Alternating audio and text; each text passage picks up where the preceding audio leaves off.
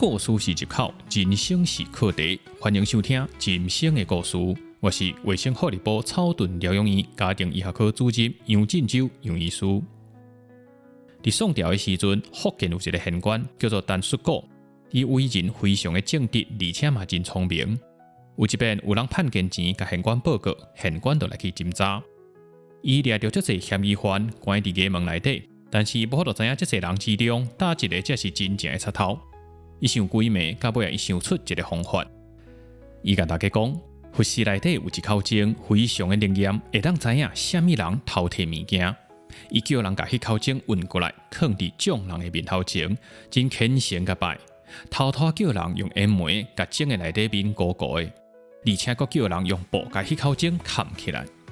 过来甲大家讲，这口钟非常的灵验，只要你偷摕物件，甲摸着，伊就会发出声音。你若无偷摕物件，甲摸，伊袂发出声音。伊命令这些嫌疑犯一个一个伸手去布内底摸迄口钟，家己惊咧听，这个钟是毋是发出声音？其实伊是咧看因的手，其中有一个人的手毋是乌的，伊就甲迄个人提醒，详细甲问，迄个人就甲物件隆重讲出来。人就甲这个县官问讲，这口钟是安怎遮灵哈？县官甲讲，这是因为迄个人做贼心虚，伊惊讲摸着钟会发出声音，所以伊毋敢去摸。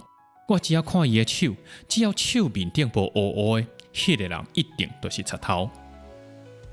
上清楚的证据有的时阵，毋是伫声音内底，而是伫毋敢伸出去迄支手面顶。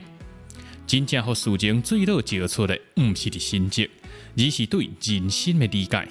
聪明的人无需要靠恐吓，嘛无需要靠运气，而是观察细节，互真相自己现身。